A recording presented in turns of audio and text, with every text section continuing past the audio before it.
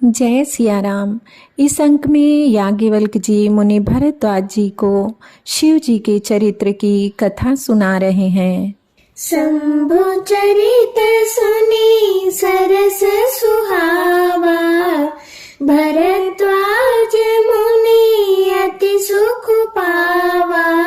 बहुलालसा कथा पर बाढ़ी, नयन नीरु रोमावली ठाड़ी। शिव जी के रसीले और सुहावने चरित्र को सुनकर मुनि भरद्वाज जी ने बहुत ही सुख पाया। कथा सुनने की उनकी लालसा बहुत बढ़ गई, नेत्रों में जल भर आया तथा रोमावली खड़ी हो गई। प्रेम विबस मुख आवन बानी, दशा देखी हर्षे मुनि ज्ञानी। अहो धन्य तव जन्म मुनीसा, तुम ही प्राण सम प्रिय गौरीसा। वे प्रेम में मुग्ध हो गए, मुख से वाणी नहीं निकलती। उनकी यह दशा देखकर ज्ञानी मुनि याज्ञवल्क्य बहुत प्रसन्न हुए और बोले, हे मुनीश, तुम्हारा जन्म धन्य है। तुमको गौरीपति शिव जी प्राणों के समान प्रिय हैं। शिव पद कमल जी नहीं रति नाही, राम ही ते सपने हुन सुहाई। बिनु चल विश्वनाथ पद नेहु, राम भगत कर लक्षण एहु। शिव जी के चरण कमलों में जिनकी प्रीति नहीं है, वे श्री रामचंद्र जी को स्वप्न में भी अच्छे नहीं लगते। विश्वनाथ श्री शिव जी के चरणों में निष्कपट प्रेम होना, यही राम भक्त का लक्षण है। शिव सम को रघुपति व्रत धारी, बिनु अघत जी सती असि नारी।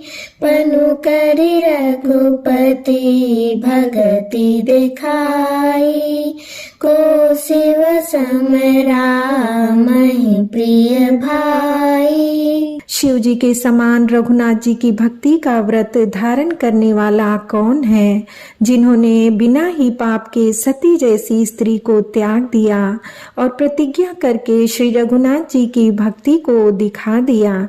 हे भाई, श्री रामचंद्र जी को शिव जी के समान और कौन प्यारा है। प्रथम ही मैं कही शिव चरित, बूझा मरमु तुम्हार।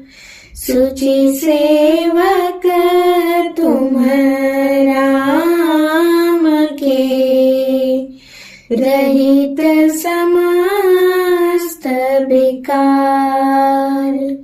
मैंने पहले ही शिव जी का चरित्र कहकर तुम्हारा भेद समझ लिया। तुम श्री रामचंद्र जी के पवित्र सेवक हो और समस्त दोषों से रहित हो। मैं जाना तुम्हारे गुणशीला, कहूँ सुनाऊँ अब रघुपति लीला। सुनु मुनि आजु समागम तोरे, कहीं न जाई जस सुख मन मोरे। मैंने तुम्हारा गुण और शील जान लिया। अब मैं श्री रघुनाथ जी की लीला कहता हूँ, सुनो। हे मुनि, सुनो। आज तुम्हारे मिलने से मेरे मन में जो आनंद हुआ है वह कहाँ नहीं जा सकता। रामचरित अति अमित मुनीसा, कहीं न सकहीं सत कोटि अहिसा। तदपि जथा श्रुत कहूँ बखानी, सुमिरे गिरापति प्रभु धनु पानी। हे मुनीश्वर, रामचरित्र अत्यंत अपार है। 100 करोड़ शेष जी भी उसे नहीं कह सकते। तथापि जैसा मैंने सुना है वैसा वाणी के स्वामी और हाथ में धनुष लिए हुए प्रभु श्री रामचंद्र जी का स्मरण करके कहता हूँ।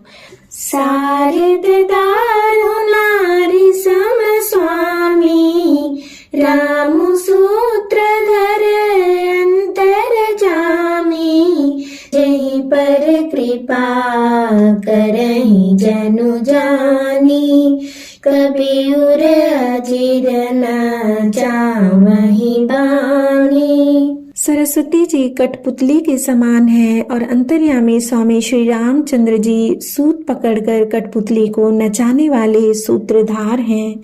अपना भक्त जानकर जिस कवि पर वे कृपा करते हैं उसके हृदय रूपी आंगन में सरस्वती को वे नचाया करते हैं। प्रणवउ सोई कृपाल रघुनाथा, बरनउ बिसधता सुगुण गाथा। परम रम्य गिरि बरु कैलासु, सदा जहाँ शिव उमा निवासु।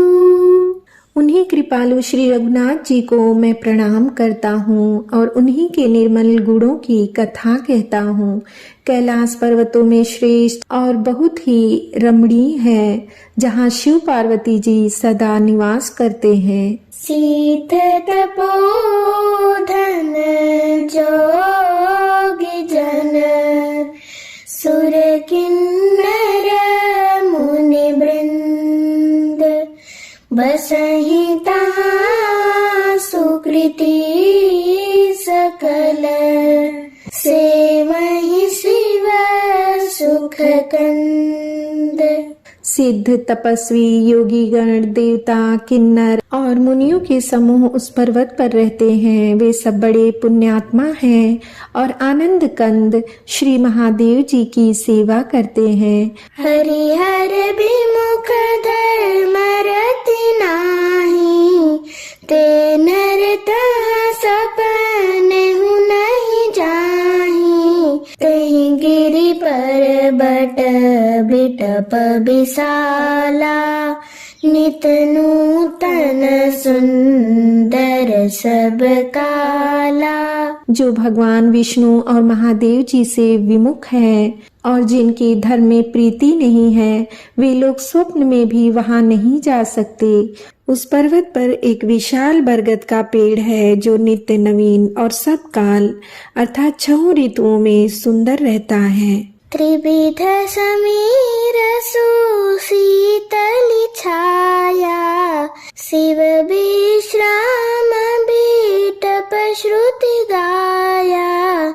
एक बार तेहि तर प्रभु गयऊ, तरु बिलोकी उर अति सुख भयऊ। वहाँ तीनों प्रकार की शीतल मंद और सुगंध वायु बहती रहती है और उसकी छाया बड़ी ठंडी रहती है। वह शिव जी के विश्राम करने का वृक्ष है जिसे वेदों ने गाया है। एक बार प्रभु श्री शिव जी उस वृक्ष के नीचे गए और उसे देखकर उनके हृदय में बहुत आनंद हुआ। निज कर दासी नागरी पुछाला, बैठे सहज ही शंभु कृपाला। कुंद इंदुधर गौर शरीरा, भुज प्रलंब परिधन मुनि चीरा। अपने हाथ से बाघंबर बिछाकर कृपालु शिव जी स्वभाव से ही बिना किसी खास प्रयोजन के वहां बैठ गए। कुंद के पुष्प, चंद्रमा और शंख के समान उनका गौर शरीर था। बड़ी लंबी भुजाएं थीं और वे मुनियों के से वल्कल वस्त्र धारण किए हुए थे। तरुण अरुण अंबुज समचरना, नख दुति भगत हृदय तमहरना। भुजग भूति भूषण त्रिपुरारी, आननु सरद चंद छबिहारी। उनके चरण नए पूर्ण रूप से खिले हुए लाल कमल के समान थे।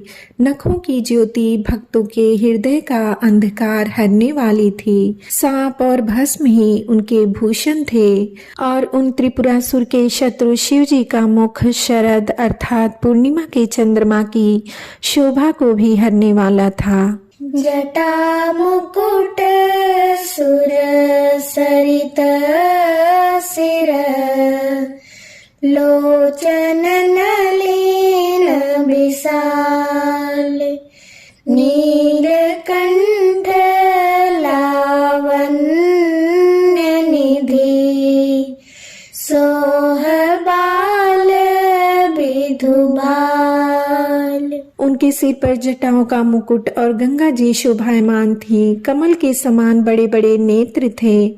उनका नीलकंठ था और वे सुंदरता के भंडार थे। उनके मस्तक पर द्वितीय का चंद्रमा शोभित था।